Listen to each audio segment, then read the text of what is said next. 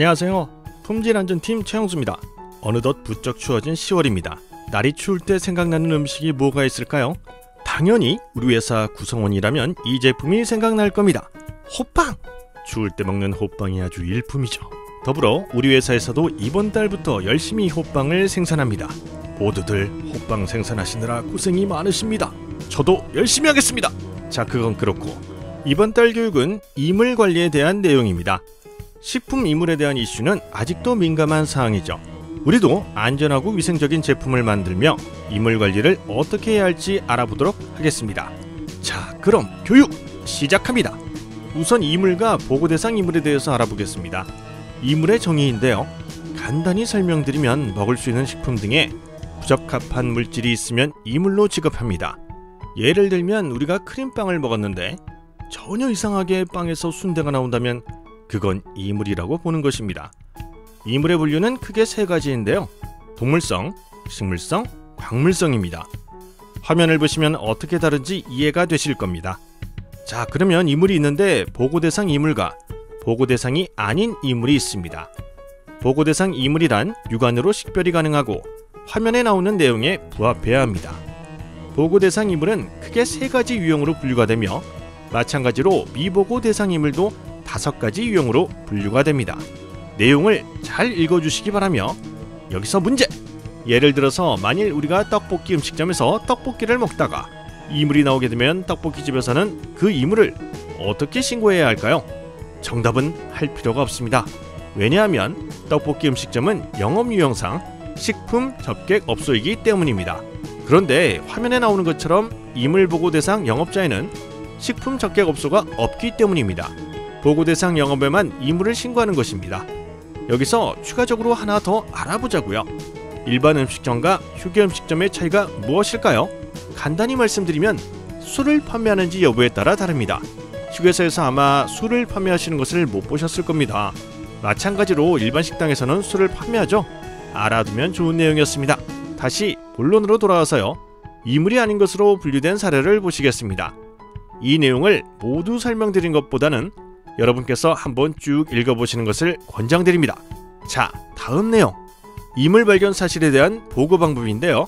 보고기한은 소비자로부터 이물 발견 사실을 신고받은 날로부터 7일 이내에 보고해야 합니다. 이때 토요일, 법정 공휴일을 제외한 평일 기준 7일입니다.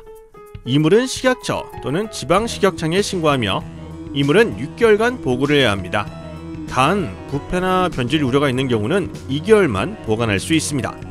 다음의 경우에는 이물에 대하여 보고하지 않을 수 있습니다. 소비자가 이물 또는 증거품을 제공하지 않은 경우, 유통기한 지난 제품을 신고한 경우, 이물 발견 후 10일 이상 지난 제품을 신고한 경우입니다. 관련 법령입니다. 행정처분과 과태료에 대한 내용인데요. 이물 보고를 하지 않거나 늦게 보고하는 경우 또는 거짓으로 보고하는 경우에는 화면 내용과 같이 과태료나 행정처분이 부여됩니다. 그만큼 이물에 대해서 엄격히 관리하고 즉각적으로 신고를 해야 한다는 내용입니다. 앞서 신고 대상 이물의 큰 유형과 이물 보관에 대한 내용에 대해서 설명드렸던 세부적인 내용입니다. 화면과 같은 사항을 준수하지 않았을 때 처분 사항에 대해서 자세히 나와 있으니 정독해주세요. 다음은 이슈 사례입니다. 최근 5년간 우리나라에서 식품 이물로 신고 접수된 현황입니다. 벌레 곰팡이가 39.5%로 가장 많았습니다. 앞서 설명드린 벌레 곰팡이는 하절기에 많이 발생하였습니다. 최근 5년간 7월에서 10월 사이에 집중되어 있습니다. 이물의 종류 및 예방관리 방법입니다. 작업장에서 발생할 수 있는 이물의 종류를 설명드리겠습니다. 화면에서 보시듯이 실, 탄화물, 금속, 그리고 유리, 플라스틱, 해충, 비닐류 등이 있습니다. 이물을 예방하기 위해서는 이물의 혼입 경로와 발생 가능할 수 있는 이물의 종류에 대해서 알아야겠죠. 그래야만 우리 작업장의 환경과 공정에 대해서 점검하고 어떻게 하면 이물 발생을 제어할 수 있을지 관리 방안을 수립할 수 있습니다. 이물 예방을 위한 작업장과 공정상의 내용을 자세히 살펴보면 우선은 공정에서는 이물이 될 만한 것을 반입 금지하고 벌레 등이 침입할 수 없게 하며 설비 작업장에 대한 청소 관리를 해야 합니다. 공정상의 이물 예방을 위해서는 우선 기준을 수립하여 실행과 관리를 병행해야 합니다. 뭐든지 계획을 세우면 실천을 해야 하지만 모든 일들이 바퀴가 맞물려 돌아가듯이 원활히 진행되겠죠? 이물조사 판정 기준 및 사례인데요. 어떤 것이 이물인지 아닌지 알아보는 좋은 사례입니다. 판정 기준은 크게 6가지로 볼 수 있는데요. 제조 단계 혼입 판정이 있습니다.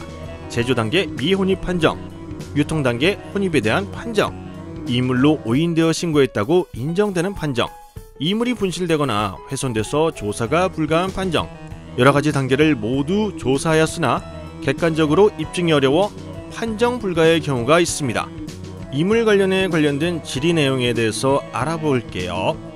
위탁업체, 수탁업체, OEM이라는 용어가 나오는데요. 아마 여러 매체에서 한 번씩은 들어보시거나 보셨던 내용입니다. 기업 간의 거래가 어떻게 되어 있는지에 따라서 신고를 누가 해야 하느냐에 대한 내용입니다.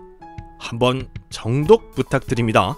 지금 화면에서는 이물이 애매한 경우와 신고 대상, 제품 유형이 어떠냐에 대한 신고 내용입니다. 마지막 내용을 보시면 보고 대상 이물이 아니더라도 소비자가 행정기관에 직접 신고한 경우에는 이물 혼입 원인 조사를 실시하게 됩니다. 질문에 대한 마지막 장인데요. 우리가 주의 깊게 볼 내용은 빵에서 검게 탄 탄화물이 발견될 경우 이물에 해당되는지에 대한 내용입니다. 탄화물은 빵을 굽다 보면 자연스럽게 나올 수가 있습니다. 그래서 이물로 취급하지 않지만 앞서 설명드렸던 보고 대상 이물이 아니더라도 소비자가 행정기관에 신고하면 원인 조사를 실시합니다. 빵을 구울 때도 탄화물 관리에 신경을 써야 한다는 점 알아두세요. 이상으로 이물에 대해서 알아봤는데요. 이물이 어떤 것이 있고 어떤 것은 신고 대상이며 어떤 부분들을 주의해야 하는지 간단히 살펴봤습니다. 교육 내용은 휙 설명드렸지만 영상의 내용을 꼼꼼히 봐주신다면 반복하는 교육이 되어 더 이해가 쉬우실 거라 생각합니다. 추운 날씨에 건강관리 조심하시길 빌며 교육 영상 시청하시느라 수고하셨습니다. 고맙습니다.